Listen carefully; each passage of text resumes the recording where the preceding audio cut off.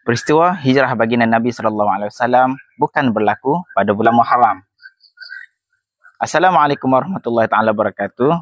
Seringkali kita mendengar bahawasanya bulan Muharram seringkali dikaitkan dengan peristiwa hijrah. Padahal peristiwa baginda Nabi SAW berhijrah ialah bermula daripada penghujung Safar dan sampai di Madinah pada bulan Rabiul Awal. Jadi kenapakah awal Muharram ini seringkali dikaitkan dengan peristiwa hijrah?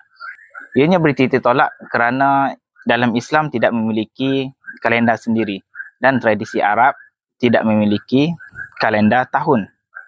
Hanya memiliki kalender bulan sahaja.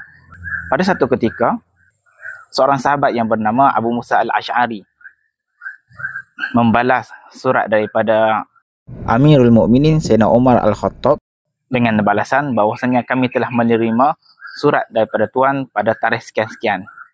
Dan Sayyidina Umar jadi keliru. Surat ini bila tahun lepaskah ataupun 2 tahun lepas. Jadi oleh itu Sayyidina Umar telah mengumpulkan pakar ataupun ilmuwan ulama tarikh untuk bincang berkaitan dengan tahun bagi umat Islam. Banyaklah cadangan di sana. Antaranya adalah ditetapkan tahun Islam itu bermula tahun kerasulan Nabi. Ada juga cadangan mengatakan kita menggunakan tahun kelahiran baginda Nabi SAW. Ada mengatakan kita ikut saja kalender Rom. Ada yang mengatakan kita ikut saja kalender Parsi. Namun semua pandangan itu ditolak dan kata putus dalam perbincangan tersebut, Sayyidina Umar menerima tahun permulaan hijrah itu sebagai tahun permulaan kalender bagi umat Islam.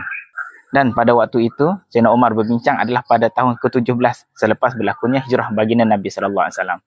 Dan kenapa dipilih Muharram? Bagi pandangan Sayyidina Umar, bulan Muharram adalah bulan selepasnya berlaku ibadah haji, iaitu pada bulan Zulhijjah. Dan mereka yang melakukan haji mabrur akan keadaannya seperti bayi yang baru lahir. Diibaratkan baru buka buku baru dalam kehidupannya. Begitu juga dalam bulan. Selepas berlakunya bulan haji, jadi kita masuk bulan Muharram, ibarat memasuki tahun baru dengan buku yang baru, azam yang baru.